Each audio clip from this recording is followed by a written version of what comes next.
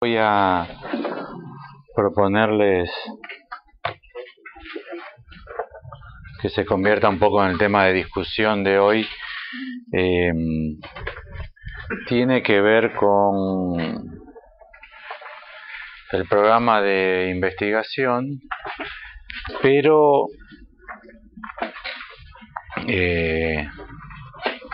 planteado en función de el trabajo del año. No sé si alguno de ustedes está al tanto de lo que se trabaja en Apertura de La Plata.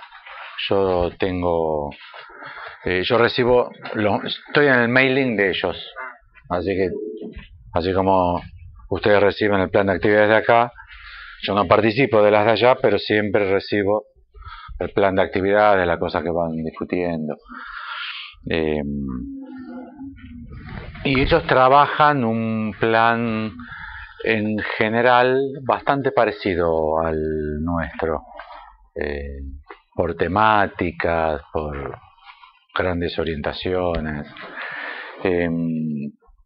Y entonces, tomando un poco la experiencia del año,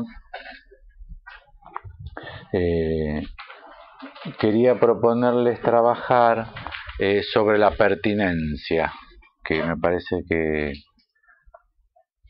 es una pregunta válida, y la pertinencia sobre el trabajo en física. O sea, lo voy a decir como un poco empujado hacia un extremo, ¿por qué tanta física? Sería como la pregunta, ¿no?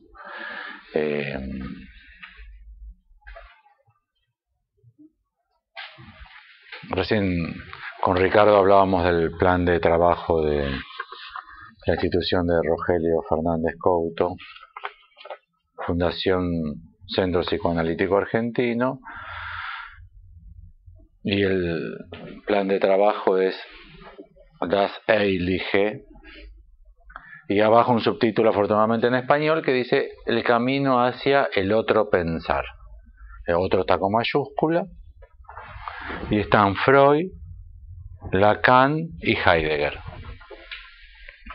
Bueno, lo que yo quiero plantear como tema es la cuestión de la pertinencia de trabajar física en relación a lo que yo estimo que es la ausencia de la pregunta por la pertinencia de trabajar Heidegger. ¿Por qué esto va por un tubo? Freud, Lacan, Heidegger, Platón, Aristóteles, Hamlet. Hoy me invitaron a ser asesor de una tesis de doctorado de la melancolía isabelina y el Hamlet de Freud. Dije no. La verdad que no sé a qué se refieren, no sé de qué hablan con la melancolía isabelina. No sé, no tengo la menor idea. Pero sea como sea, ahí no se plantea la pregunta por la pertinencia. Parece un excursus interesante a un tema medio docto, medio de... Me llamaron y me dijeron, no, pero por favor, profesor, doctor, si usted... Miren que la persona esta se está por ir a Inglaterra, es un erudito. Bueno.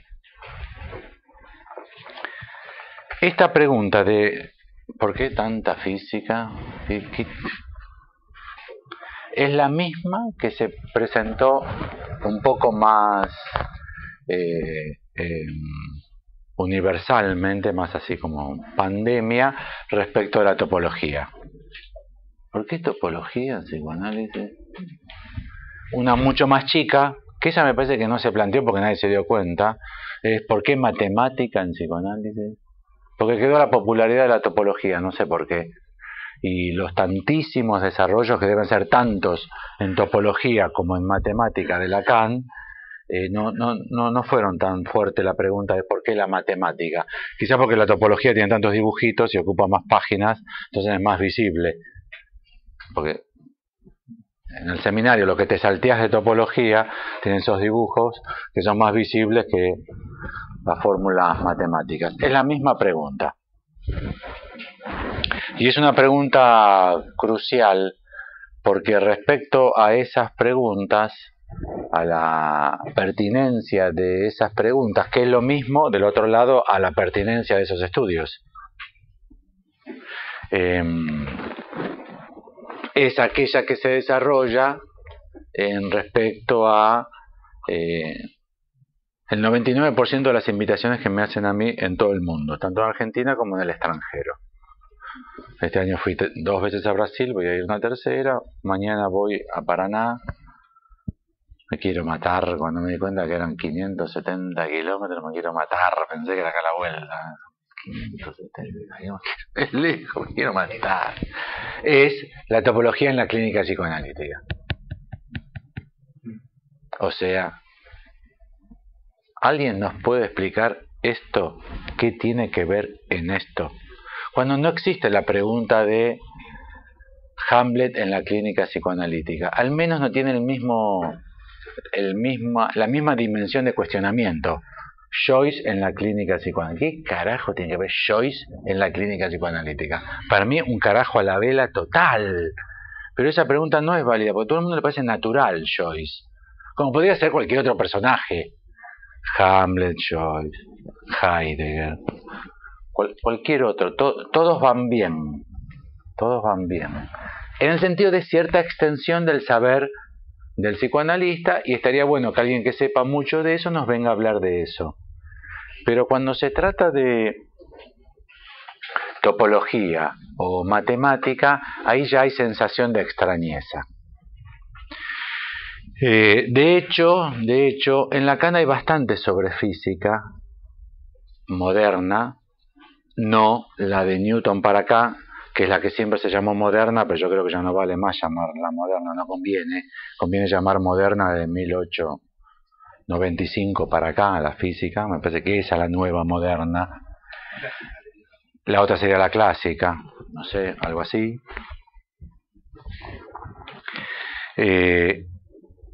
Y justamente creo que el único pequeño aporte que yo hago al psicoanálisis es avanzar en ese terreno. Avanzar francamente en el terreno de la física moderna y el psicoanálisis. La revista número 5 del Rey está desnudo, con el Big Bang hago algún tipo de articulación ahí, y todos mis estudios de los últimos 2 o 3 años tienen que ver con eso, que en Lacan están mucho más débilmente presentados, mucho menos articulados, con ausencia de referencias muy notables, Prigogine que falta, la verdad. Es notable que no haya, de ese premio Nobel francoparlante de la época de Lacan, que lo cita a Lacan, que Lacan no tome la teoría del caos.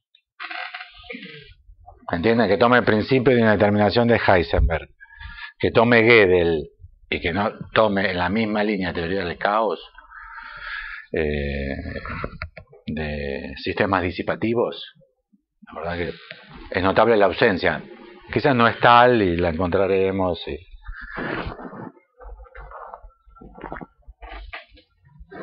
Hubo una solución al problema de la física, la topología y la matemática en psicoanálisis, y es que tiene que ver con gustos, con estilos, o dicho más a la freudiana, que es lo que siempre prepondera, que es transferencias. Lacan tenía transferencia con la matemática, que debe querer decir 2 cosas: que amaba la matemática, porque la versión de la transferencia como amor sigue vigente, y una versión freudo-lacaniana, que es más la de Ritvo, que Lacan tenía transferencia con la matemática en el sentido que le suponía un saber, que era la posición neurótica de Lacan, la obsesión de Lacan, y que Lacan le suponía un saber como si fuese una religión, de la índole de esas suposiciones de garantía en ciertas modalidades que, según el psicoanálisis, velan la castración como la religión, que me parece que no, en psicoanálisis en este punto es tradicional al mango, y es que la religión es el opio de los pueblos y ya está.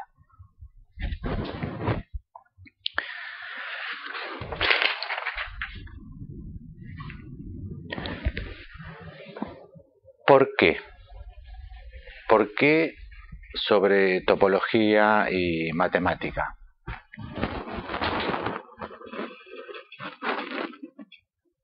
Matemática me refiero al sujeto como raíz cuadrada de -1. Esos planteos así sencillos, ese planteo.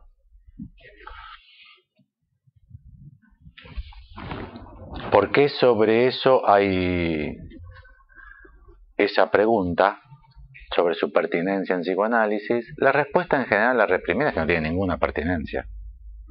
Y el 99% de los psicoanalistas lacanianos no saben nada de eso, no saben nada de topología, no saben nada. Yo conozco viejos psicoanalistas lacanianos, o sea, gente que estudia hace 40, 50 años a Lacan, que estuvieron 20 o 30 años en París, que fueron al seminario de Lacan 10 años, algunos se acostó en el diván de Lacan, quizás alguna de estas chicas se acostaba en Lacan, pero no me parece que no, y no, de topología no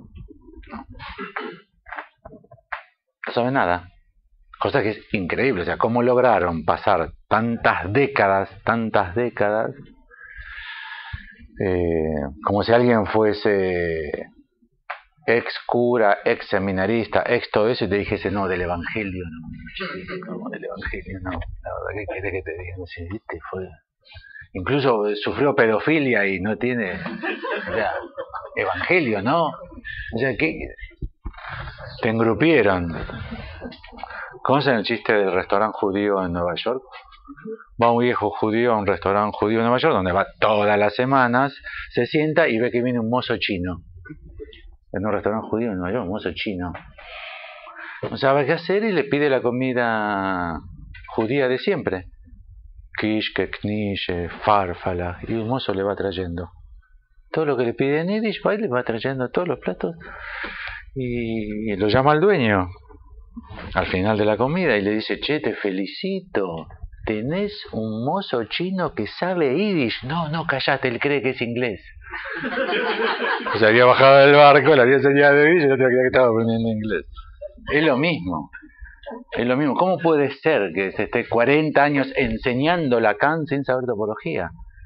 O sin saber nada de la matemática. Es por la sensación profunda de extrañeza.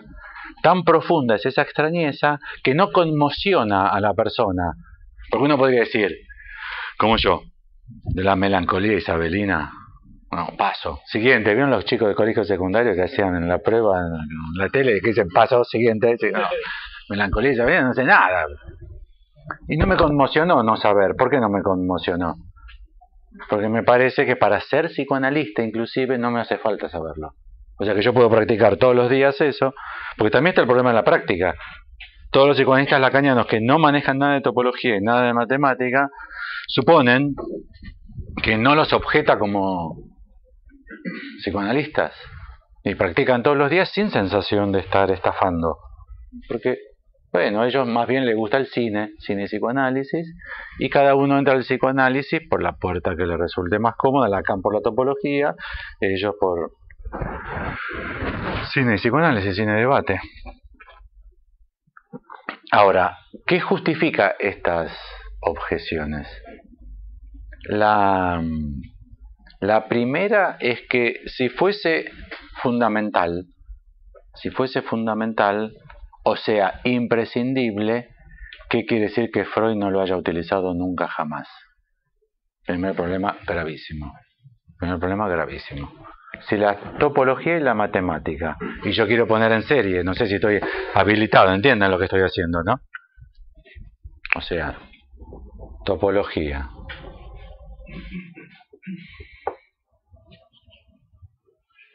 Vamos a escribir mejor. Aritmética.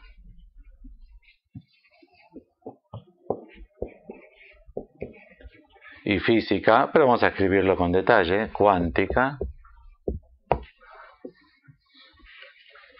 Si estas dos, nosotros agregamos la tercera, porque quizás se arma una filiación de disciplinas que tienen el mismo problema y implican la misma cuestión, si son fundamentales para el psicoanálisis, como para que Lacan le dedique una página de cada dos, si no es un vicio de Lacan, como el chiste del Papa porque le piace, si no es un vicio de Lacan y son fundamentales, ¿qué quiere decir que no estén en Freud? Porque si es fundamental e imprescindible y no está en Freud, entonces se complica todo lo que llamamos psicoanálisis. O sea, la respuesta a la pregunta ¿qué es psicoanálisis? Porque si hay una respuesta, sea cual sea, si hay una respuesta de qué es el psicoanálisis es X, Y y Z, ¿cómo puede ser que sea fundamental para eso que es estas disciplinas, siendo que en Freud están radical y totalmente ausentes? No es que hay esbozos y que Lacan siguió, sino que en Freud hay, incluso si esto tiene que ver a ciencia, si esto tuviese que ver con ciencia, del lado de Jacques Lacan, del lado de Sigmund Freud, si tuviese que ver con ciencia, y saben que para Freud sí, la respuesta es sí, psicoanálisis tiene que ver esencialmente con ciencia, acá es biología, fisiología, ambas experimentales en el peor sentido.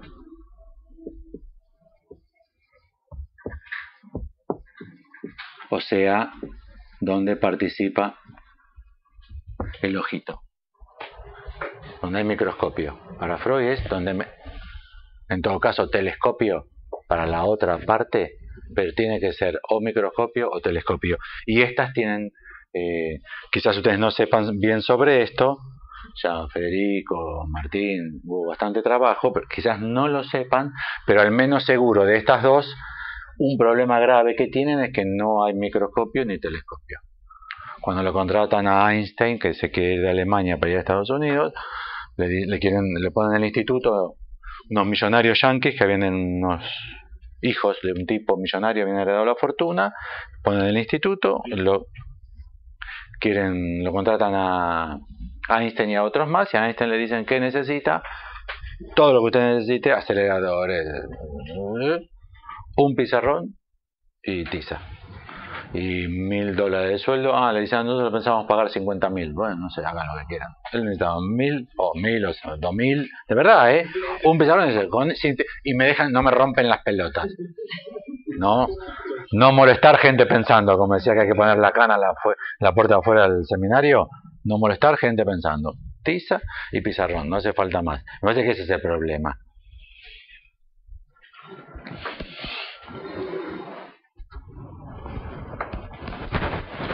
Bueno, el problema entonces aquí radica en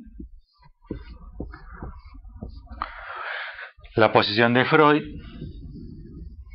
en relación a lo que es psicoanálisis, pero ya allí hay que trabajar en un problema que tiene la ciencia, y es que se desconoce en la actualidad, especialmente en nuestro gremio se desconoce, y es que se supone que hay en las disciplinas una concepción unitaria de lo que es cada disciplina. O sea, la ingenuidad psicoanalítica o el desconocimiento psicoanalítico radica en suponer que hay algo que sea matemática, y es uno, hay algo que sea física, y es uno, y entonces en esa misma ingenuidad padecemos del problema de que habría algo que es psicoanálisis y es uno. Eso se puede representar que es psicoanálisis, porque ustedes podrán decir, no, quédate tranquilo, los psicoanalistas no padecen de ese error, porque están los anafreudianos, están los kleinianos, están los millerianos, estaríamos nosotros, y entonces todos estos grupos implican diferencias. Primero, si es que las implican, tengan en cuenta que nadie las publica. Así que ya ahí hay una pista. ¿Cuál es la diferencia teórica entre Jacques-Alain Miller y Colette Soler? Que alguien levante la mano y que diga, ¿cuál es? ¿O qué texto habría que leer para establecer? No está. Y entre Isidoro Beck y Juan Bautista Ritbo, y entre Anabel Salafia y Ferreira y Isidoro Beck, o sea, las dos escuelas freudianas, ¿cuál es la diferencia? ¿Entienden el problema? ¿Por qué no se publican? ¿No las hay? ¿Ustedes qué tienden a suponer? ¿Que más bien que las hay o que no las hay? Que las hay, las diferencias, pero que no están publicadas. ¿Cómo puede ser que todo el mundo piense lo mismo? Pero esas diferencias están planteadas así. Esto sería psicoanálisis.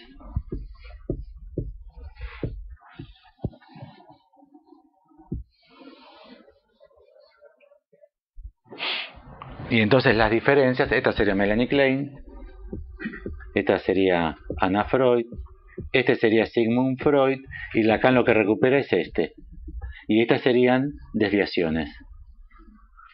Entonces, para los psicoanalistas en general, hay una cosa que es el psicoanálisis, que va para allá, que Freud, y con nuestro retorno a Freud volvemos a Freud, pues hay que volver a Freud, o sea que Jacques Lacan se ubica acá, y que hay un límite a la desviación. Pasada la desviación, sos Adler, y pasada la desviación, sos Jung. Ellos se fueron al carajo.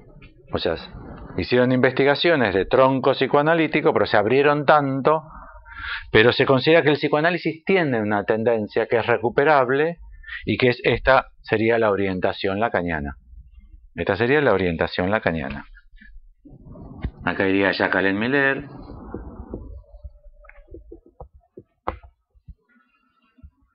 Pero por otro lado, sí, es donde están los conceptos fundamentales. Como si hubiera un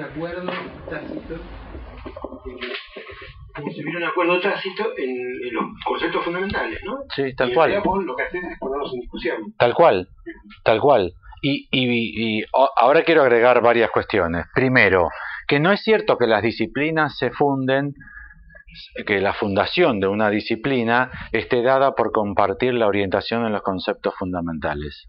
Eso no es cierto, ni siquiera sucedió así. Heráclito y Parménides fundan a la filosofía, la nuestra, la que conocemos, la occidental, en orientaciones absolutamente contrarias y opuestas. Y en matemática hay dos proyectos, dos programas de investigación absolutamente contrarios en su espíritu más fundamental, que es el programa de Hilbert y el teorema de Gödel, que están los que sostienen que la matemática toda ella tiene que ser finalmente posible de ser escrita, y otra posición que dice que lo que caracteriza a las matemáticas es que jamás van a poder ser plenamente demostradas teóricamente. En lingüística, la lingüística estructural y Chomsky son lingüísticas contrarias, y es muy interesante estudiarlas porque ambas abrevan el concepto de estructura, o sea, inclusive compartiendo el concepto de estructura. Lean a Chomsky, es ultraestructuralista. ¿En qué sentido es estructuralista? Lingüística generativa, revísenlo, es muy interesante, tiene orientaciones absolutamente contrarias. Ni que hablar sociología, ni que hablar politicología, ni que hablar ciencias económicas. La gran discusión cuando hay un país al borde de la catástrofe, como están al borde de la catástrofe económica tantísimos países hoy, ¿qué hay que hacer? ¿Disminuir los gastos? ¿Achicar el Estado y políticas de ajuste? ¿O generar gastos, alentar la inflación y hacer que la economía se mueva? ¿Cuál es la aposta? ¿Ciencias económicas? ¿Cuál es la aposta? Vino Stiglitz acá, premio Nobel de Economía, y Cristina le discutió mano a mano a Stiglitz. Es cierto que Cristina le había pagado $100.000 de honorario, como sea. ¿Cuál es? Un premio Nobel de Economía. ¿Entienden? Resume la posición de las ciencias económicas. ¿Qué es ciencias económicas? ¿Existe esta orientación? Epistemología. Hay una disciplina que es epistemología. ¿Qué es ciencia? O sea, en psicoanálisis se supone que hay un concepto de ciencia. En general los psicoanalistas comparten lo que es el concepto de ciencia, pero en la epistemología no hay acuerdo en absoluto de lo que es ciencia. Siendo que los autores suponen, por ejemplo, ¿cómo se llama el anarquista? El epistemólogo anarquista. Feyerabend. Dice que no hay nada que sea ciencia. Listo, ya está. Es un consenso que se va modificando lentamente con las décadas de los científicos, y será ciencia lo que sea consenso de que sea ciencia. Que en algún momento el consenso puede ser que sea popperiano, O alguna vez puede ser que el consenso sea lacaniano, pero que en sí la ciencia no son nada específico. Eso, entiendan lo que está diciendo Feyerabend, ¿no? Como su posición de epistemología, que no hay epistemología, que no se puede decir con precisión y exactitud, con rigor, lo que es la ciencia. ¿Ese estudio es o no es epistemológico? Lo que tenemos que descubrir nosotros es epistemología, es una de las corrientes en epistemología, que dice que no hay epistemología. Bueno, entonces, vamos ahora a física. Entre las corrientes epistemológicas, entre los autores que trabajan mucho epistemología, uno que no es jefe de escuela, pero que es, a mi entender, bastante grosso, es Lacan. Bastante grosso, a mi entender, es Lacan. Tiene bastante producido sobre su reflexión de conciencia que me parecen bastante interesantes. No es de vuelta. En epistemología no te van a enseñar a Lacan, pero es un autor bastante interesante. La primera idea sencilla que él propone, que no es el único, pero tampoco en eso desesperen, no es que... Prácticamente no hay cosa que haya dicho Freud que haya sido el único. Nada, ni pulsión de muerte, ni libido, ni nada, ni el ello, ni el inconsciente, nada de lo que dijo Freud, nada no había sido dicho en su ámbito sociocultural 50 años antes, 80 años antes. Olvídense de esa dimensión del genio creador que ex nihilo hace... ¡puf! Lo que dice Lacan de la física, la virtud de esa disciplina es que es el paradigma de la ciencia. Y ese es un fenómeno histórico, No hay ningún motivo para que sea el paradigma de la ciencia. Pero la física, a partir del Renacimiento, un poquito más acá, siglo XVII, se convirtió en el paradigma de la ciencia. Es una idea muy interesante, que tiene sus consecuencias, algunas medias negativas. Por ejemplo, que empuja mucho a pensar que matemática no es ciencia. Cuando Ritvo, todos los psicoanalistas por igual, Ritvo y atrás de él todos, absolutamente no conozco a ninguno que no, dice lo que es la ciencia, y se imaginan a un tipo mirando por el microscopio, excluyen a la matemática del campo de la ciencia. Porque ¿qué mirarían por microscopio en matemática? Bueno, pero no tiene sustancia. Pero entonces la ciencia toma como paradigma la física, porque se supone que es la ciencia moderna, con el prestigio de la ciencia moderna, que opera sobre la sustancia. Pero eso te empuja a un cierto concepto de lo real, y es que lo real es sustancial.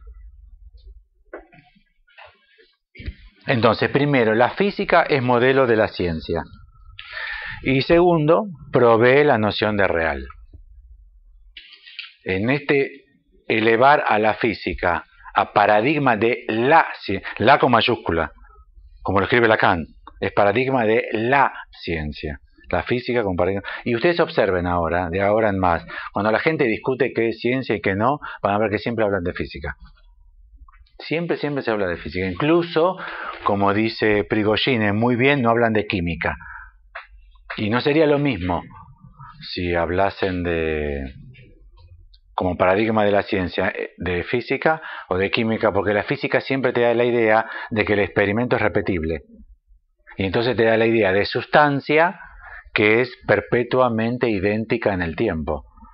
En cambio, los procesos químicos, una vez que se produce el proceso, ya no puedes volver para atrás.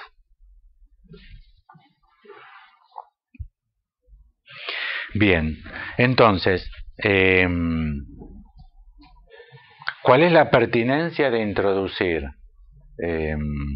física y física cuántica en un programa de investigación para que los psicoanalistas nos podamos formar estudiándola? Entonces, que nos proveería una posibilidad de revisar qué entendemos por ciencia y nos proveería de la oportunidad de revisar qué entendemos por real.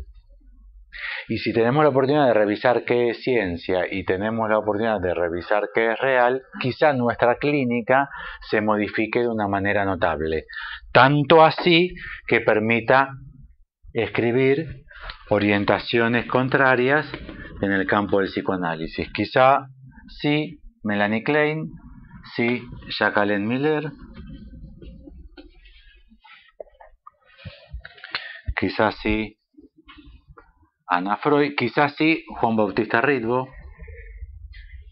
como nombre del psicoanálisis fuertemente orientado a la práctica poética con lo imposible de decir, que es la orientación de Ritvo y toda la gente que trabaja con ellos. O sea, que eso no lo van a encontrar ni en Melanie Klein ni en Ana Freud, y así dicho me parece que tampoco en Jacqueline Miller.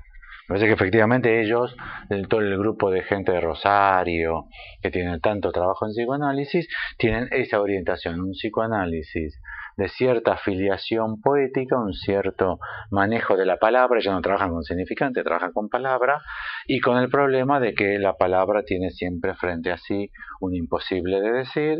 La neurosis sería suponer lo dicho, y el trabajo del analista sería disolver esa suposición, ya que no se puede decir. Con lo cual analizan en sentido estricto. Vieron que el modelo de análisis para Freud es la materia fecal. Tomás materia fecal, sangre, no importa, y lo separás en todos sus componentes. Freud dice el modelo que hay que tomar de la idea de analizar es separar en todos sus componentes. Freud va a los componentes atómicos: pulsión de vida, pulsión de muerte, libido homosexual, libido heterosexual, complejo edipo positivo, negativo. Esos serían para Freud los componentes, pero antes de ir a esos componentes atómicos habría como otros componentes, pero analizar es separar en partes. Entonces el trabajo del analista sería deshacer todas esas consistencias de supuestamente hay algo que es posible de decir de la dimensión fundamental del ser humano, y el analista siempre trabaja deshaciendo todas las consistencias verbales, jugando con palabras, introduciendo una ambigüedad, tomando una palabra muy fuerte en el sentido de muy usada álgidamente en el discurso del paciente y juguetearla, partirla, dividirla en partes, demostrarle que finalmente esa palabra en sí no quiere decir nada, y que esa palabra en sí no quiere decir todo lo que él sufre, que lo que él sufre es una consistencia, o ella es un agregado falso a la verdadera realidad de las cosas, que todas fluyen y como creen que la ciencia es mirar por el microscopio, entonces el psicoanálisis no tiene nada que ver con la ciencia, porque la ciencia estudia lo que no fluye. O sea, son parmenidios mal, son ultra parmenidios. El ser es y el no ser no es. La ciencia trabaja con el ser es, ellos trabajan con que el ser no es. Y entonces la ciencia te da un ser del sujeto y ellos lo disuelven en que no es nada. Ninguno de nosotros somos nada. Y esa sería la desgracia de la ciencia, que nos hace creer que somos, y el psicoanálisis trabajaría en que no somos. Y cada caso sería deshacer. Es bastante fácil, no hay que estudiar mucho. Usted, silencio, jueguito de palabras y deshaga. Todo lo que se afirme, deshágalo. Mi madre es una bruja, bueno, bruja. Bitch, puta, bueno, hay que ver qué se quiere decir. Mi padre fue así. Entonces se termina la gente como olvidando, se van deshaciendo de esas cosas, ya no piensan más en eso y se curan. Sería como una dirección de la cura.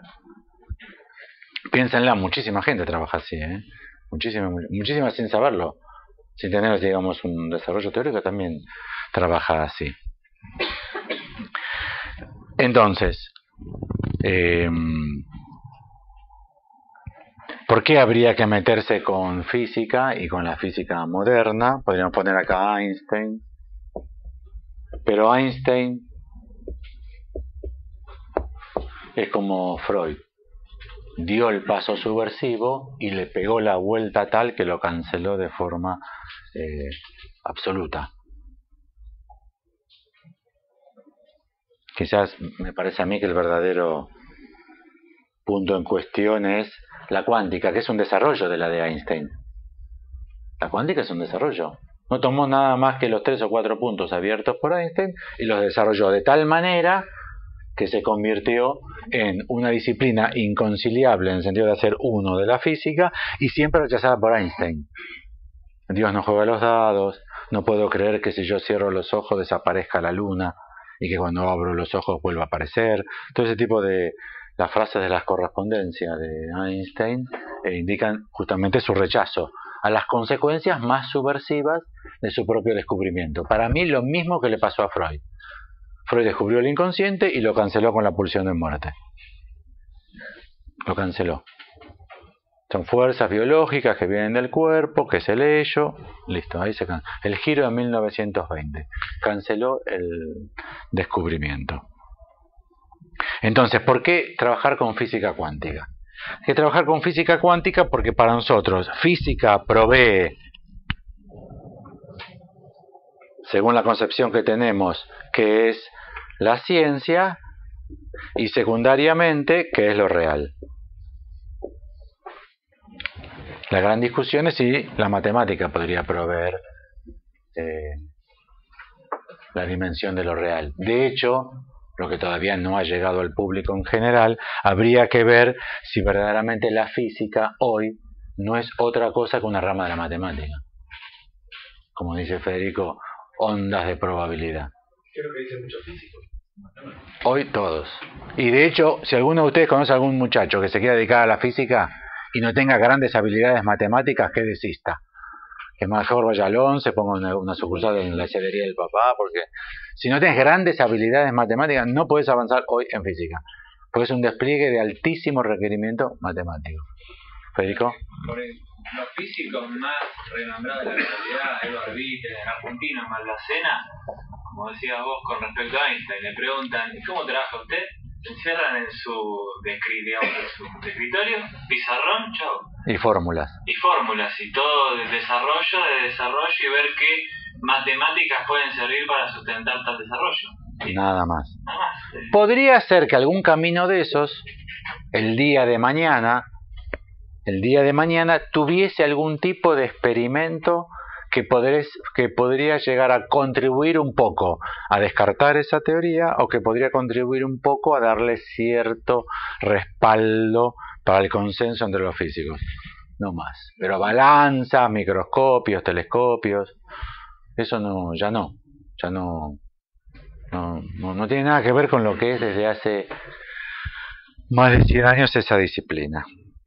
En concreto, si proveen dimensión de real, mi impresión es que hay que introducir un estudio profundo en física cuántica, leer 5 libros de divulgación. A eso llamo yo un estudio profundo en física cuántica, que es lo que hicimos los poquitos que nos dedicamos a eso. ¿Qué hicimos? En todo caso, el que más leyó 10 libros de divulgación. Es porque nos va a permitir trabajar con otra acepción de real. ¿Cuál otra? Hoy se estima que es real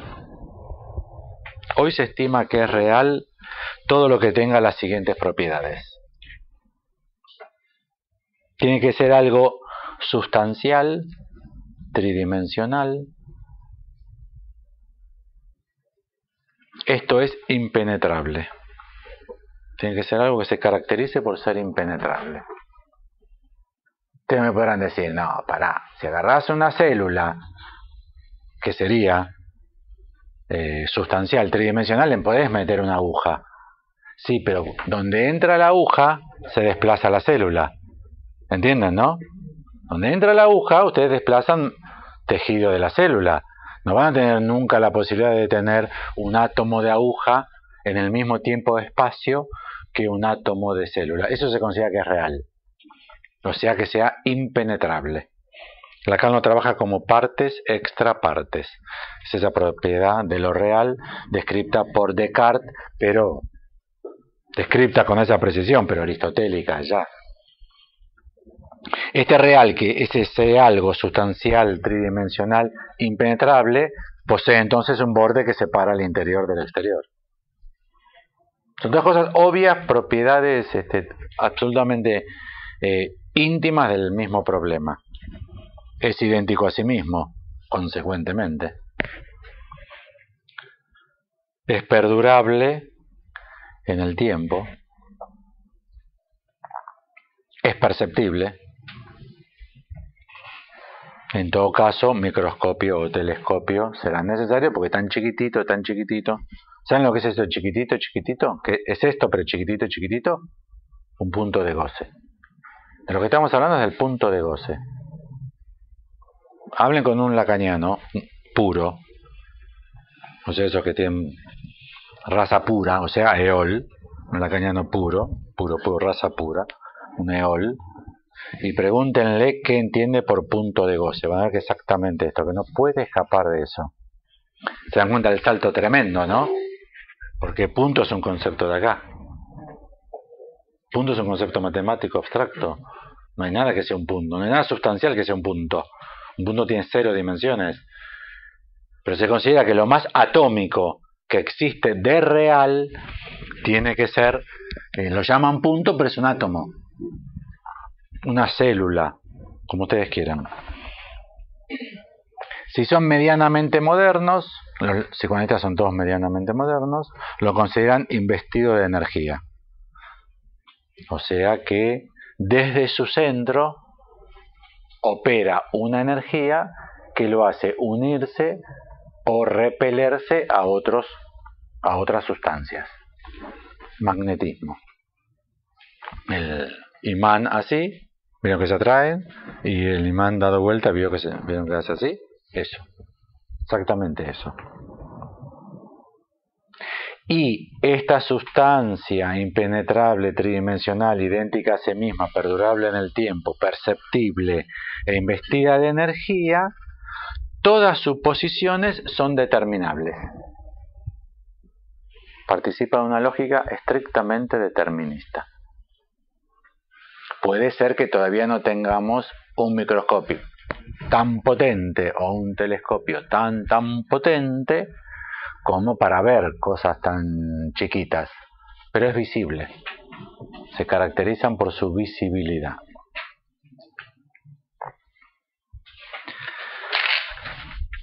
Bueno. La determinabilidad del trayecto, de la historia. La determinabilidad, no, toda. Si se murió tu padre estarás triste. Y si no lo reprimiste, cacho. Como diría Freud. Si no estás triste, estás reprimido. Es así. Y de ahí en más, todo. Se supone que se puede saber a partir de cierto estado cuál será el estado. ¿No ven CSI? Yo hago, hace rato que no hago grupos de estudio de Lacan, yo como discípulo, porque no tengo con quién hacerlo en este momento. Entonces miro Criminal Minds. Es genial. Un tipo se tira un pedo, entonces empiezan. Bueno, entonces la madre le tocaba el orto, el padre tenía un kiosco en el 11, el tío seguro era gorila. Y uno dice, ¿cómo pueden saber tan? En serio, aparece un pelo doblado, entonces dicen, no, seguro que era. Saben. Yo no sé nada. Hace 30 años que soy psicólogo, no sé un carajo. Y esto, ¿no? Saben todos, saben. Y si es igual siempre llegan a la conclusión de que es psicópata. Madre, hija de puta. Psicópatos, o sea, hija de puta, me estás jodiendo. Siempre llega que sociópata, que es una categoría nueva, bastante más jodida. Si es asesino serial, es sociópata. Bueno, pero saben, o sea, se puede saber. Y los psicoanalistas dicen que no se puede decir, pero saben.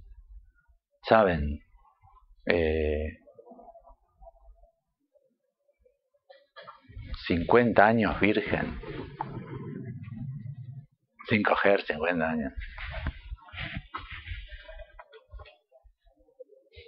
No puede ser, boludo, no puede ser. Se coge a los pibes. Porque el celibato lleva a que se cojan a los pibes. Porque ¿cómo van a estar 50 años sin coger? ¿Cómo puede ser tan nabos? Bueno, puede suponer la existencia de un grupo de gente que practiquen cierta dimensión de cosas, creencias, dogmas, qué sé yo, que no cogen. Pero está lleno la historia de la humanidad de grupos que no eran pedófilos, no cogían.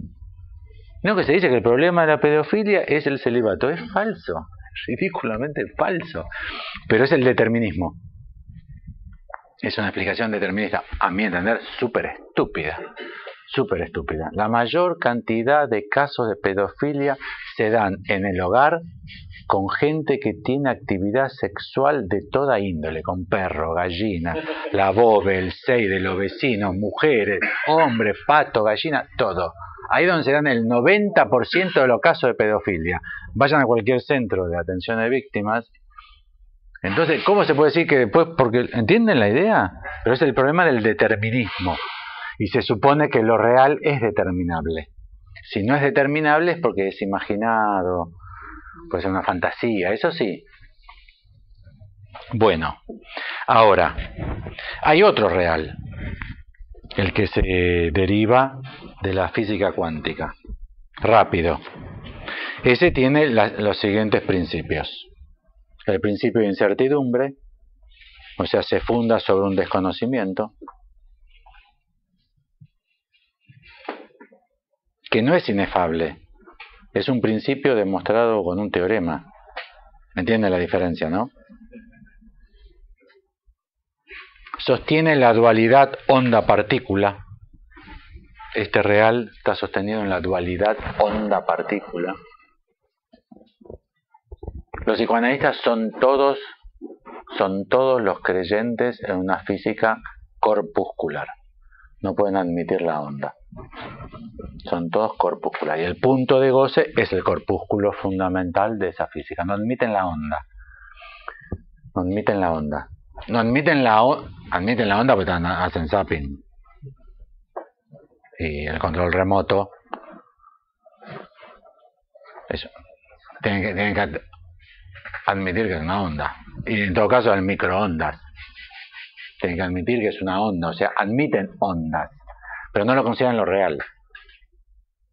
No lo consideran lo real. Lo que es verdaderamente lo real es el corpúsculo material. O sea, sobre la polémica Leibniz, incluso Leibniz-Newton, la polémica Leibniz-Newton, pero incluso antes, si la luz es corpuscular o es ondulatoria, o incluso antes los psicoanalistas, pero la gente en general admite que lo real es corpuscular, no admite que sea onda. Mientras que esta física dice no solamente que la onda tiene el mismo estatuto que la partícula, sino que son intercambiables, que en función de ciertas coordenadas puede ser partícula, corpúsculo, y en función de otras coordenadas puede ser onda. Lo perceptible es sustituido por lo probabilístico. Lo real deja de ser perceptible para pasar a ser probabilístico.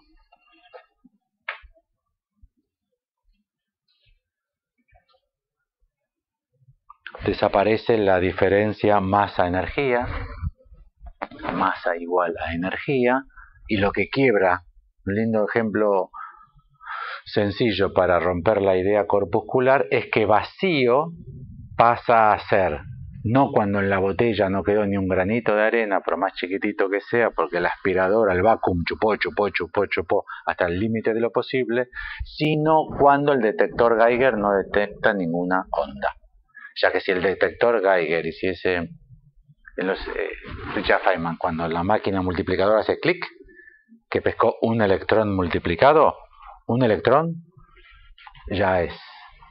Si pasó por ahí una onda, ya no es vacío.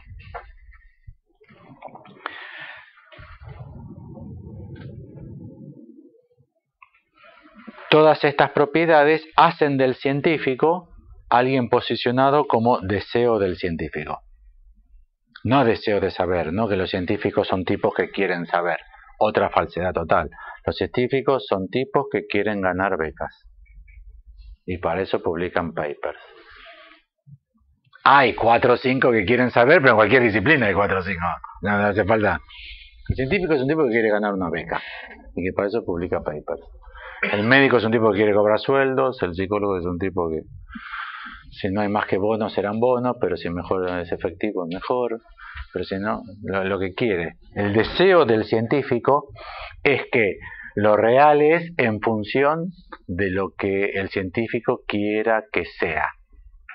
En el artículo, Martín, que recomendaste de Graciela, que es el de Graciela Brodsky, sí, es muy difícil de leer. Cada párrafo salta con otra. Es muy difícil de leer. Es difícil saber lo que está pensando y a dónde va y de dónde viene. Pero dice que lo que caracteriza a la ciencia moderna es la posición del científico, que es la angustia. No sé si te acordás. Dice, la angustia del científico. Y no es así. La verdad que no sé de dónde lo sacó, porque no sé dónde lo sacó. Lo inventó ella. Angustiado. O ella, lo que se angustia ella pensando en la ciencia.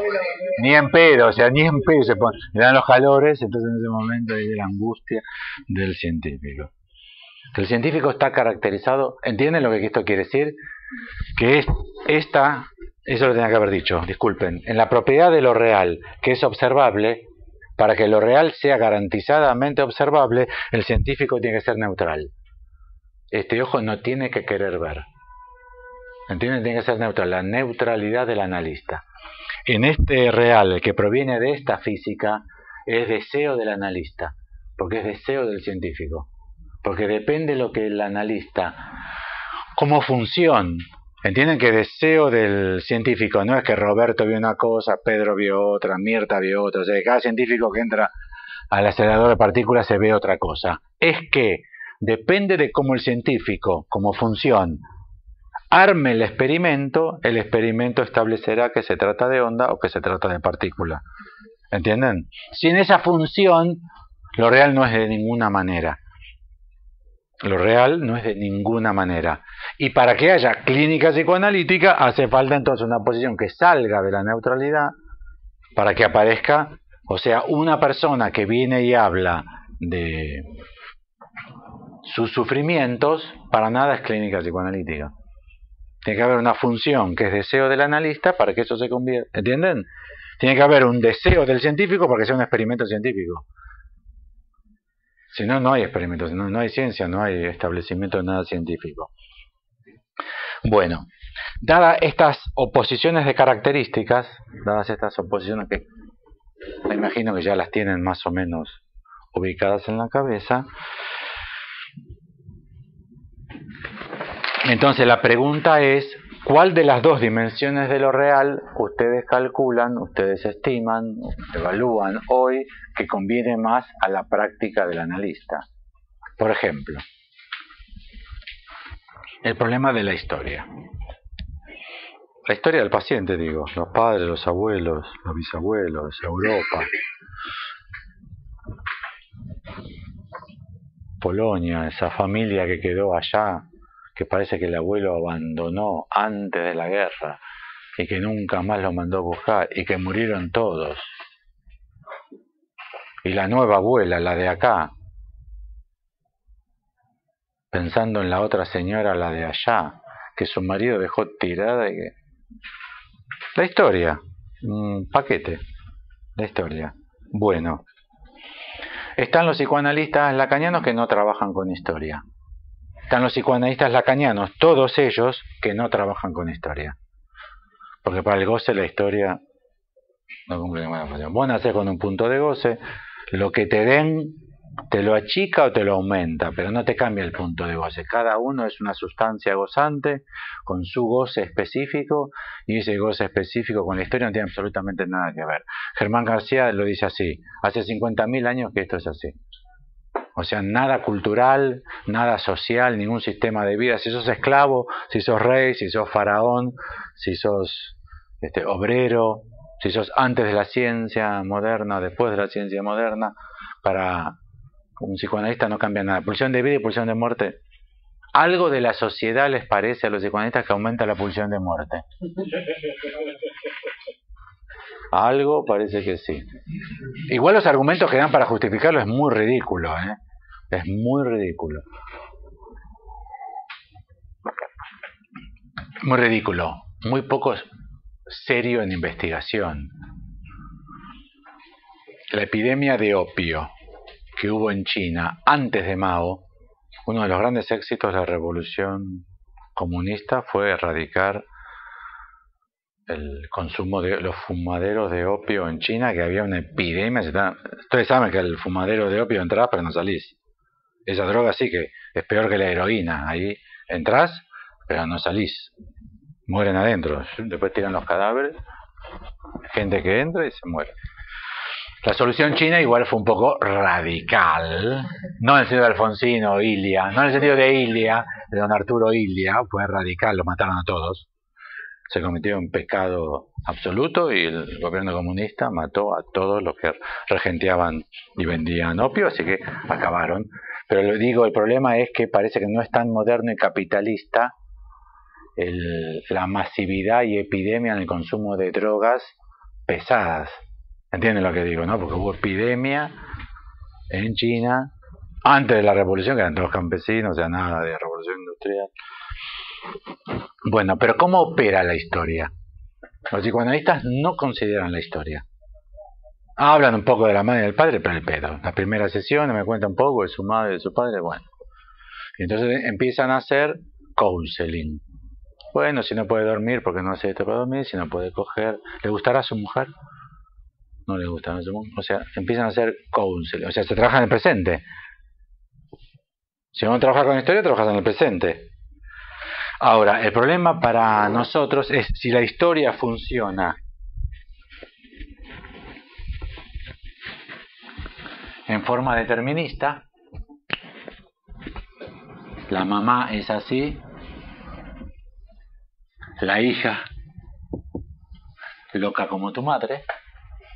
Loca como tu madre. Había un negocio que se llamaba Loca como tu madre. Y había una audición de la radio, de la Negra Bernacchi, me parece alguna de esas, desopilante, se cagaba de risa, tremendo, buenísimo, que se llamaba Loca como la madre. Bueno, el determinismo. Por ejemplo, a determinado tipo de padres, determinado tipo de hijos. Primera cuestión. Segunda cuestión, a determinada dimensión de hechos, determinada situación de consecuencias de los hechos, o sea, el determinismo. ¿Cómo pensamos nosotros el determinismo? Se encuentra mucho el determinismo, ¿saben qué? En las capacidades. Si el tipo es psicótico, no puede tener 3 hijos normales. Uno de ellos es mi cuñado, entonces su padre no es psicótico. ¿Entienden cómo se opera? Un estricto determinismo. Entonces, o no trabajamos la historia, y entonces nos tenemos que manejar en presente, y para presente no hay más que consejos, porque no lo haces de otra manera. Y quizás no quieras estudiar arquitectura. Hace 14 años que estoy en el CBC. No se puede, es un chiste exagerado, porque no se puede. Te echan. Pero supongan, entonces la psicóloga, ¿qué le dice? Y bueno, quizás no te gusta arquitectura. ¿Entienden por qué? Porque si le gustase, estudiaría, no le gusta, fracasa en el estudio. Son lógicas deterministas, porque se supone que lo real funciona en forma determinista. De hecho, muchos de nosotros pensamos sobre nosotros mismos así. Por ejemplo, chicas, no me busca para coger, no le gusto. Entonces empiezan a hacer dieta, van al gym, se compra la tanga. La amiga le dice, comprate tanga, boluda. Comprate ropa bien erótica y a la noche le haces... Y el tipo sigue con el diario ahí todo el tiempo. Con la tablet, más moderno, de ejemplo. Ella con la tanguita, carísima de... Victoria's Secret, no me salía. De Victoria's Secret, él con la tablet, bastante cara también. Y ella dice, entonces no le gusto. ¿Entienden? Porque si yo le gustase, me cogería. Porque se aplica el determinismo. Pero entonces, ¿cómo trabajar si no? O en presente, o con un antecedente y un consecuente en forma determinista. Lacan dice que es lo más engañoso de todo. Es el engaño más absoluto. Lo llama el discurso del amo. Es el engaño más absoluto. Esto, el determinismo. Ese uno determina ese dos. El antecedente determina el consecuente. Pero entonces, ¿qué? No. Pero entonces tenemos que tener una clínica actual, presente. Sesiones breves y terapias cortas. ¿Por qué son mejor las terapias cortas que las largas?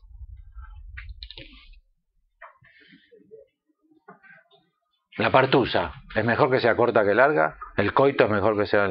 ¿Por qué? ¿Por qué las cosas cortas son mejor? Les di ejemplos donde alguno podría contestar, no, pará.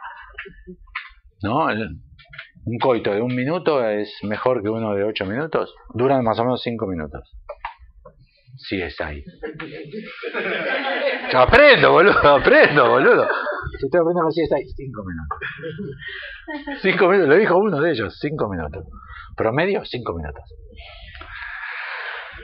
Lo que propone la física cuántica es que la relación es así. Entre lo que se quiere estudiar y el científico, la relación es así. Con lo cual sí participa la historia, lo que estaba antes, pero no participa en forma así, sino que participa de una forma circular. ¿Cómo trabajamos nosotros en la clínica? O trabajamos en presente, no hay historia, o trabajamos que la historia. Pero si trabajamos que la historia determina, se nos deshace el argumento enseguida. Mi hermana no. ¿Entienden? A usted le va mal porque su padre le rompía el culo toda la infancia. Bueno, mi padre le rompía el culo a mí y a mi hermana no. Estudió, se casó, tiene 3 hijos. Entonces no es porque me rompió el culo. Y ahí empezamos con la Avenida Independencia. Bueno, no se lo habrá roto igual. A usted se lo rompía primero porque usted era mayor, se lo empezó a romper antes, entonces como su hermana menos, se puede empezar a... Pero ¿y el efecto clínico? Y la dimensión de curación, ¿entienden, no? El problema, entonces depende cómo concibamos. Segundo, impenetrabilidad sustancial 3D.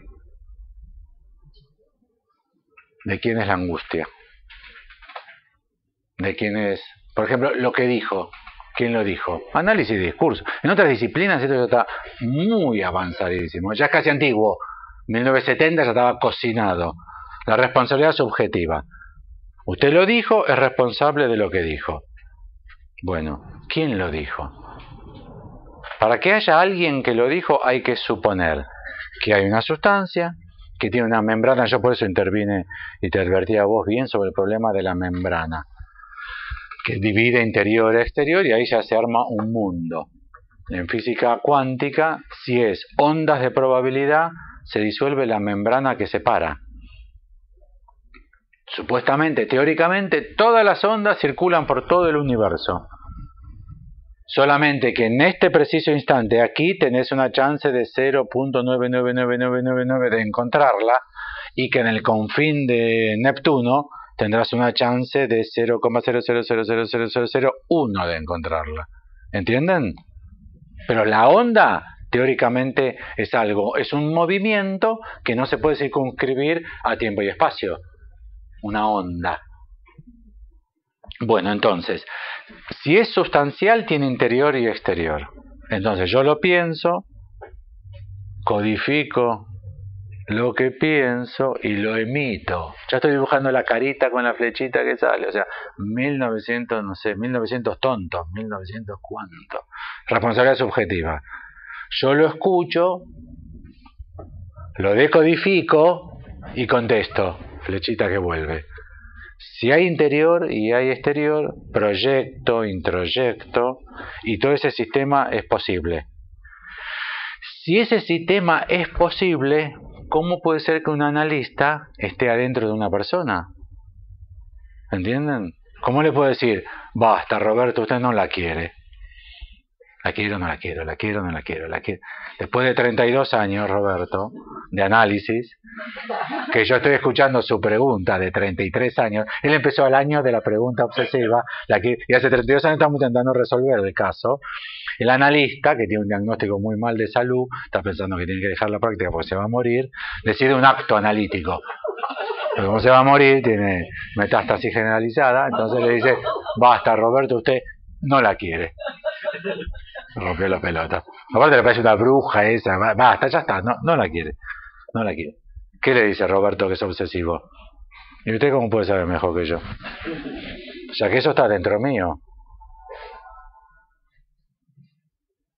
Si es sustancia tridimensional y tiene una membrana que distinga, está dentro de la persona, ¿cómo se puede saber?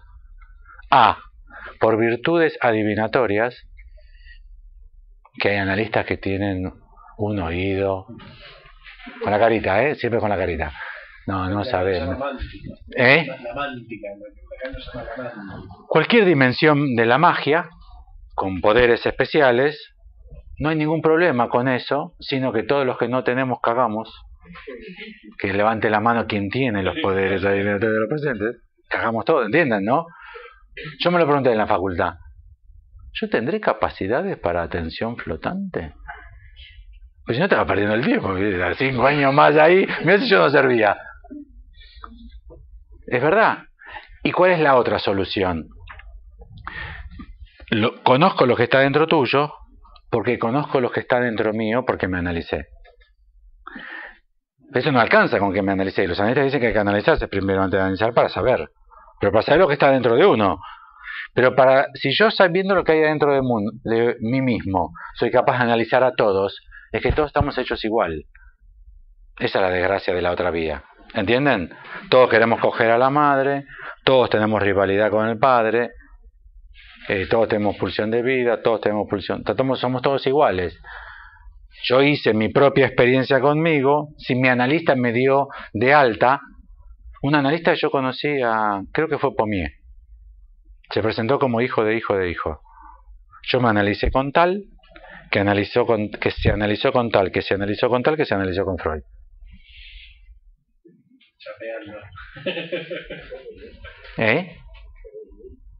Bueno, pero es tan ridículo como cómo se justifica la práctica.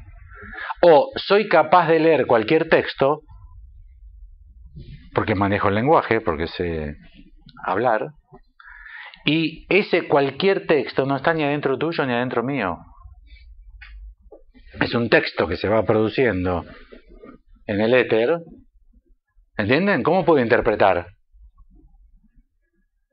Obvio que puedo hacer trampa y puedo decir, no, yo se lo digo esto por lo que usted dijo.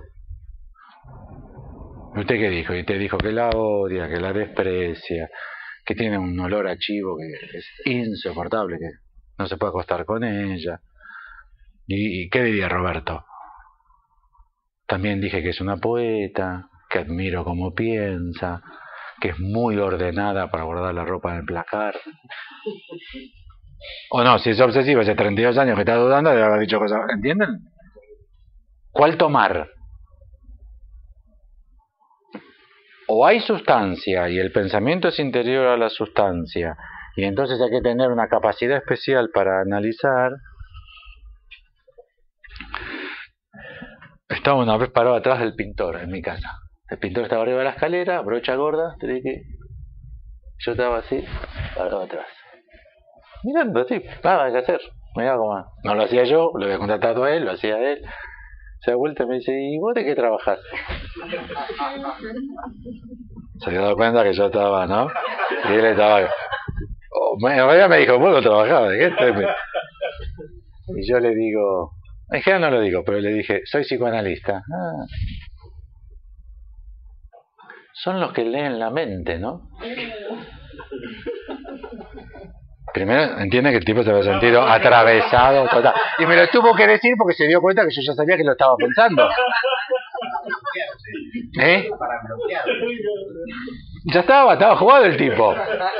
Pero es cierto que los psicoanalistas leen la mente. Pero si no, no pueden practicar, si no es chamullo. Salvo que hagan psicología. Entonces sepan lo que es normal y sepan lo que es anormal, y entonces tenés que hacer esto y no tenés que hacer lo otro. ¿Hasta qué hora? Hasta las 3 de la mañana, ¿no? El chico, computador hasta las 12. Hasta las 12. Y ahí hay que poner límite, nombre del padre, porque los chicos más de las 12. Entonces psicología. En realidad es una psicología tremendamente barata. Lo más probable es que el papá a ella, a la psicóloga, no la haya dejado escuchar los discos de los Beatles, más que hasta las 12, porque ¿de dónde sacan? ¿Por qué un chico no puede ver ¿Cuál es el estudio científico que dice que los chicos no pueden ver la computadora hasta la 1? Pero psicología requiere, ¿entienden lo que estoy diciendo, no? Para practicar el psicoanálisis hay que tener una teoría. Y según la teoría de lo real y de ciencia que tengamos, vamos a practicar. Si no tenemos la de la física cuántica, si no admitimos que el universo está hecho de ondas, pero que se pueden manifestar como partículas, o de partículas que se pueden manifestar como ondas, no vamos a poder resolver el problema de palabra o palo. ¿Con qué se reprime? Cuando llega y las masas populares, y pasan esas cosas con las masas populares. Las masas más populares deben ser los... No sé, ¿cuáles son? Vigilantes deben ser medialunas. Las masas más populares deben ser las medialunas. Pero no importa, cuando las masas populares... Y ahí hay dos teorías. O que eso se resuelve con palos, tanto la derecha como la izquierda lo dice. O que se resuelve con palabras. Lo que decía Alfonsín, no voy a hablar de Cristina. Me tomaba pobre Alfonsín. Cuando empezaron a perder las elecciones con Nosiglia, Storani, ¿se acuerdan? ¿Saben lo que decían? Tenemos problemas de comunicación. Que ahora se estaba diciendo lo mismo. Siempre que se pierden votos tenemos problemas de comunicación. Siempre. En Argentina se suele utilizar ese recurso. Pero entonces, ¿cómo es? ¿Palos o palabras? ¿Entienden? Porque se dice, cuando vienen los problemas, vienen los palos. Pero parece que los votos los perdimos por palabras. Porque es un problema de comunicación. O la prensa. O...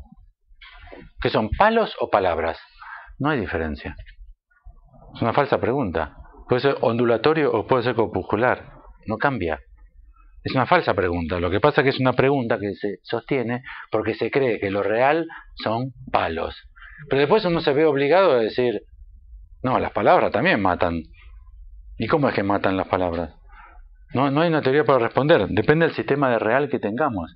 Y la física cuántica es imperiosa. No solamente porque la física del microscopio con el ojito que estaba por acá, esa ya quedó descartada por falsa. Con lo cual estamos utilizando una teoría científica falsa. Y segundo, para nuestra práctica, ¿qué tipo de real hay que utilizar? Por ejemplo, la angustia. ¿Dónde está la angustia? En uno, en otro, en uno, en el otro. ¿Dónde radica la angustia? Lacan dice que la angustia en el sujeto tiene relación a dos tipos de fenómenos. A, la presencia de la angustia en el otro.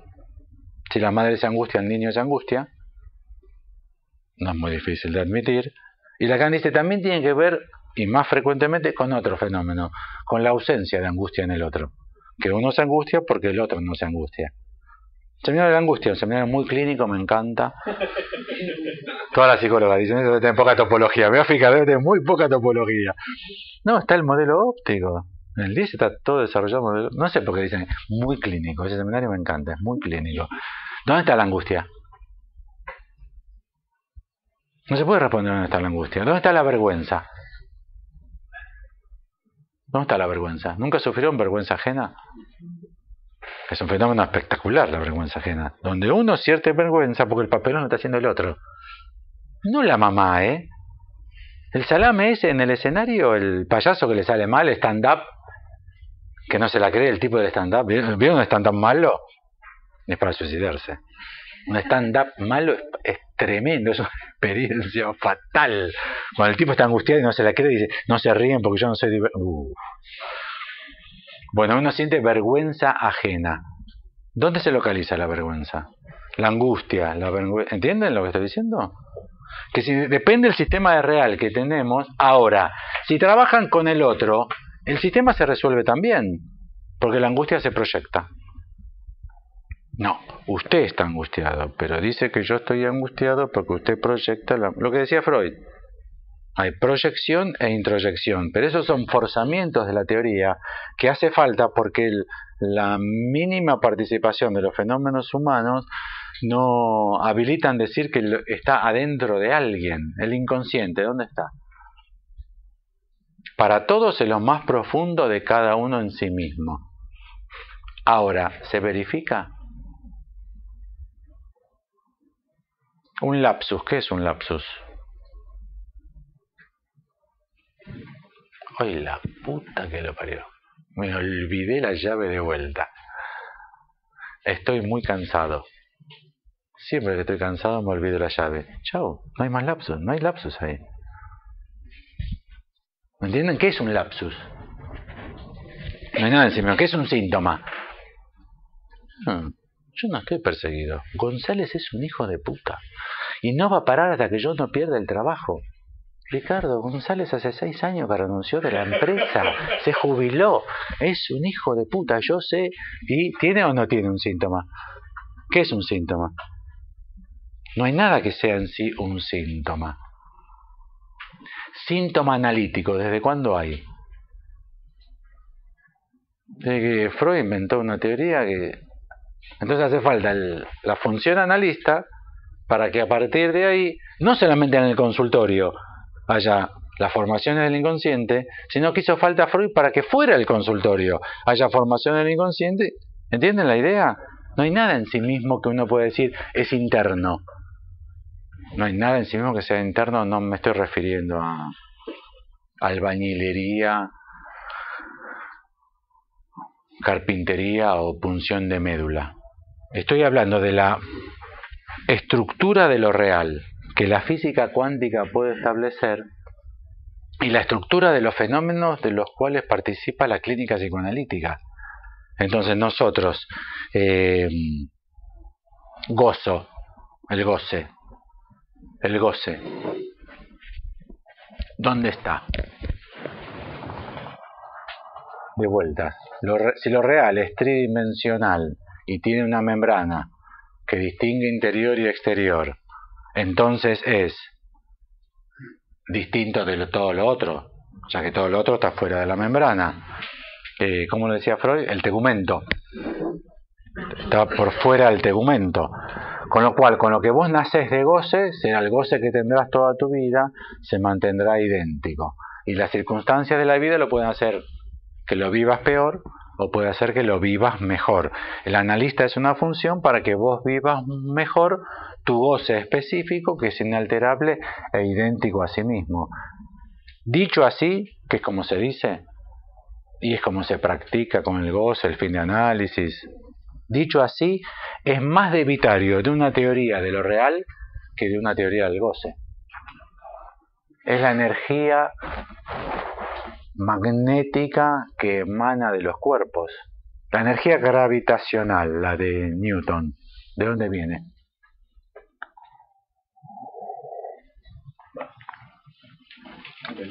¿De dónde? De las masas, de su interior. ¿Y de dónde se calcula para hacer un cálculo? Del centro, no viene del centro. Newton dice, no tengo la más puta idea de dónde viene.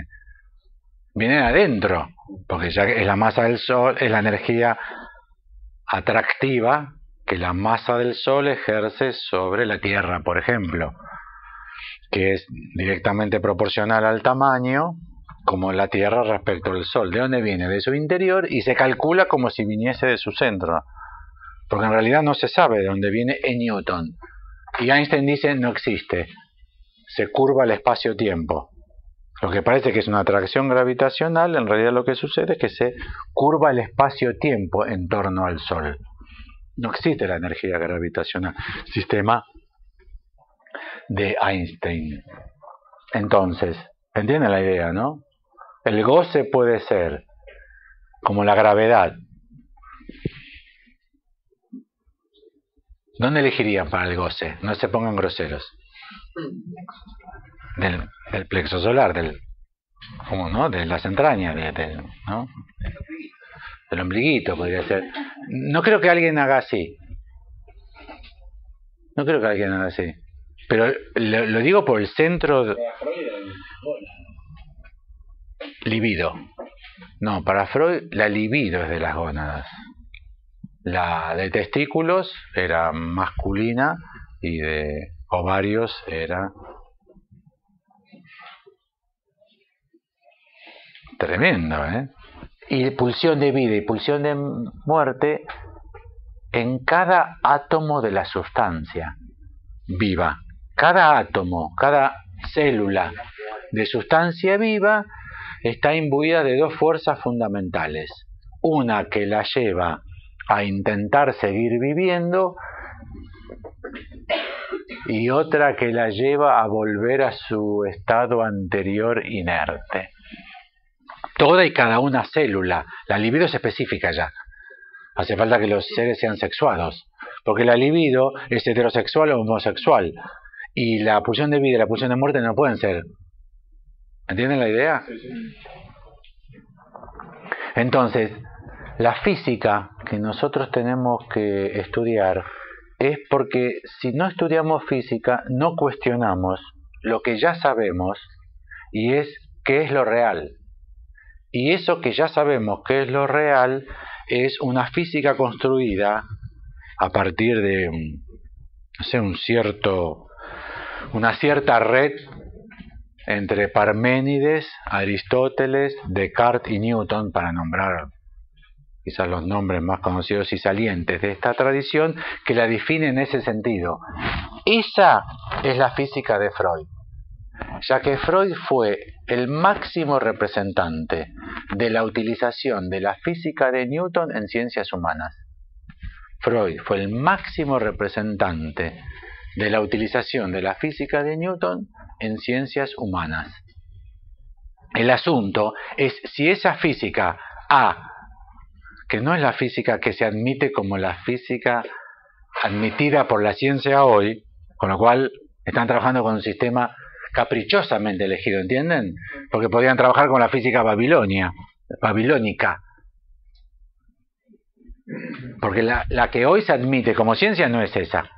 Esa está errada. Lo que pasa que es lo que, en el sentido de los desplazamientos de los objetos tridimensionales, ese error es imperceptible. Pero está errada. Y segundo, para la forma que ustedes tienen de concebir al psicoanálisis, ¿cuál real nos resulta más conveniente? ¿El real de la física cuántica o el real parmenidio, aristotélico, sustancial, cartesiano, res extensa, res cogitans, newtoniano, masa y atracción gravitacional?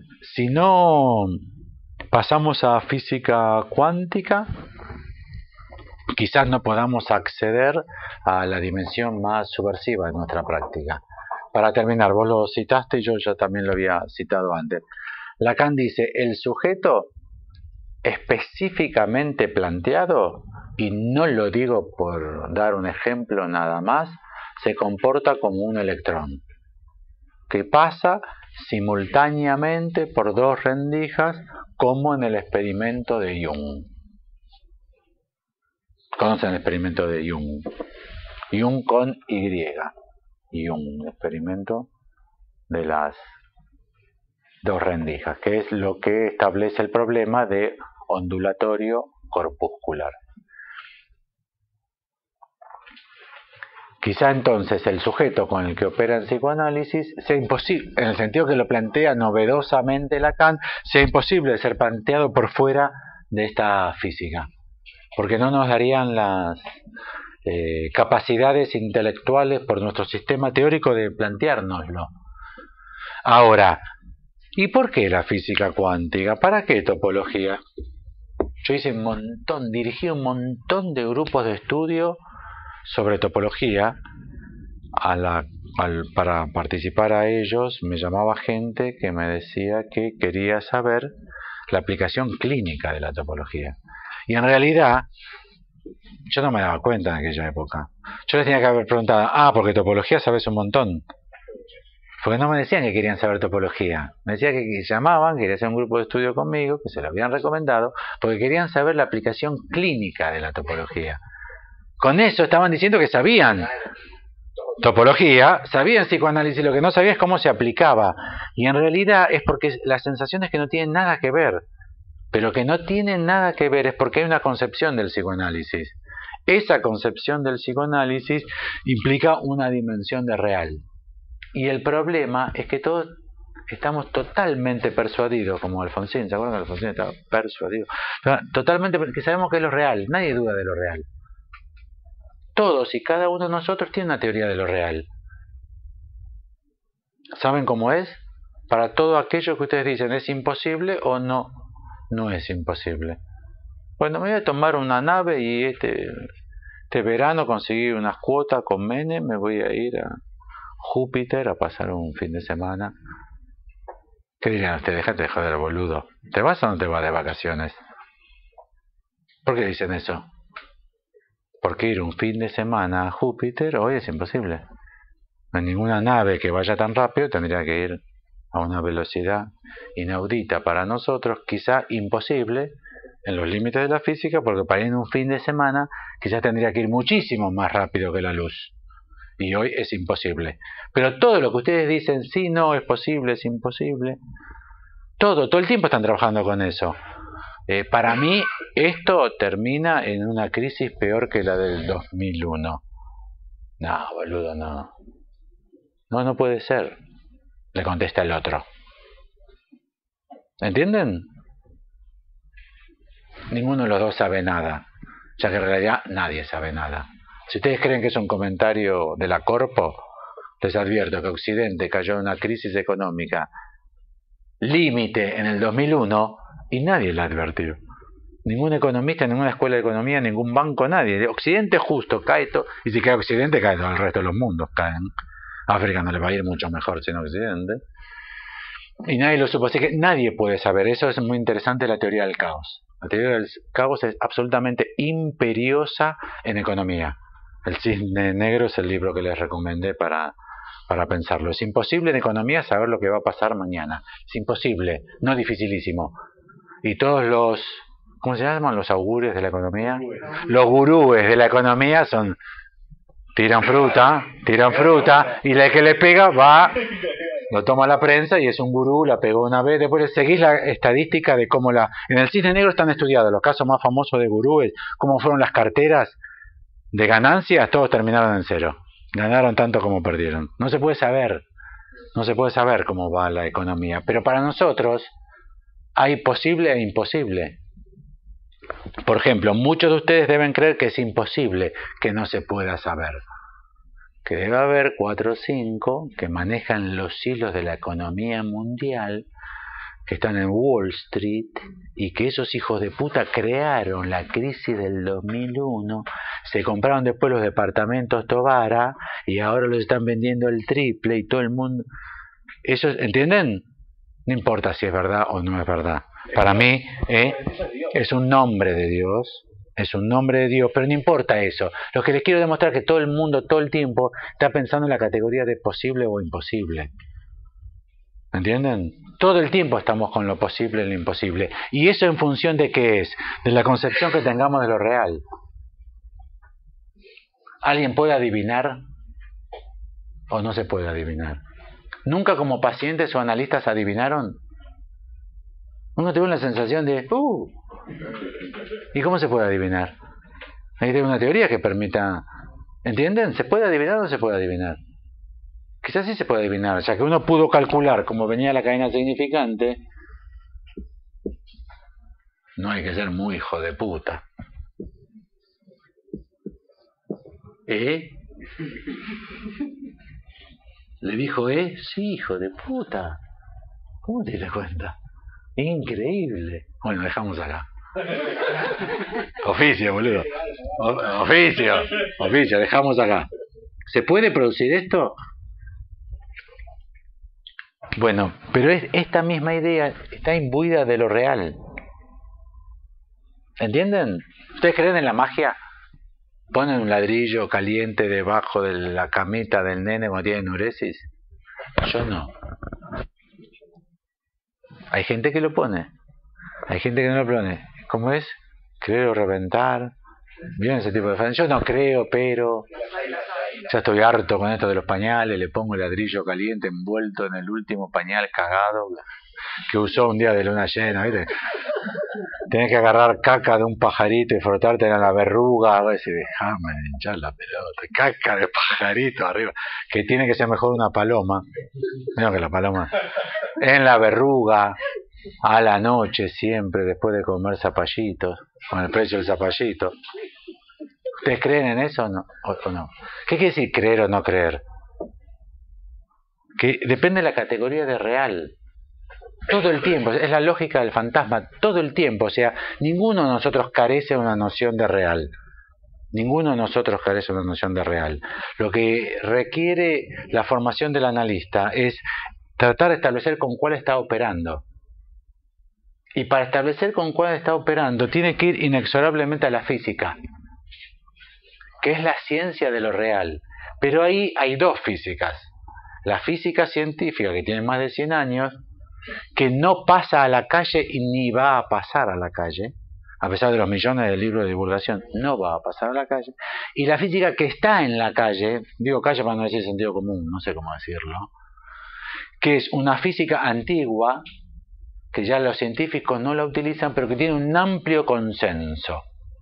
Entre una y otra están Freud y Lacan, y entre una y otra está el significante. Una es palabra y la otra trabaja con significante. Una está el goce como pulsión de muerte, más no sé qué, y la otra es gozo, en el sentido de oigo sentido. ¿Cómo el goce va a ser oigo sentido? No hay nada más que... Oigo sentido no es más que... ¿Hay algo más volátil, sutil, etéreo que el oigo sentido? Para el goce, que es lo más... ¿Entienden? Depende cómo ustedes se ubiquen en función de este real, localizarán todas las nociones del inconsciente, pero ustedes ya tienen una.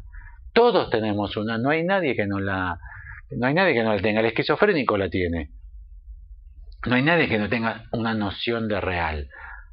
Lo que habría que ver es si para el psicoanálisis, tal como lo propone Lacan, alcanza incluso si es obstáculo esta y si no hace falta pasar a esta. Por ejemplo, sencillamente pasar a pensar que el mundo está hecho de ondas, que somos un conjunto de ondas. Si somos ondas, si nuestra existencia es ondulatoria, se disolvió interior y exterior, se disolvió el límite existente entre uno y otro, se disolvió la responsabilidad. ¿Entienden, no? Campo de la palabra por excelencia. ¿Cómo? Función y campo de la palabra y el lenguaje. Para mí es eso. Es que Lacan lo llama nuestro programa de investigación. Función matemática y campo es de la física. Pero campo es de 1890, como lo estoy diciendo yo. Campo es de este momento. Surge la noción de campo. Una vez que surgió la noción de campo, se acabó el interior, el exterior, la sustancia. Y a partir de ahí hubo una revolución tremenda en todas las ideas. Pero para mí, Lacan en 1953 rompe con Freud en forma definitiva. En realidad para mí en el 54, en el Seminario 2, es la definitiva ruptura de Lacan. Ya tiene todas las herramientas para una ruptura cabal, y esa ruptura implica el pasaje de biología y fisiología a topología matemática, y me parece que Lacan se quedó corto en el alcance que le dio a la física. Me parece que nosotros podríamos avanzar en eso. Pero como Lacan se quedó medio cortina con la física, quizás especialmente nosotros tengamos que avanzar, porque quizás nos resulte como freno a poder seguir en nuestros estudios. Bueno, dejamos aquí.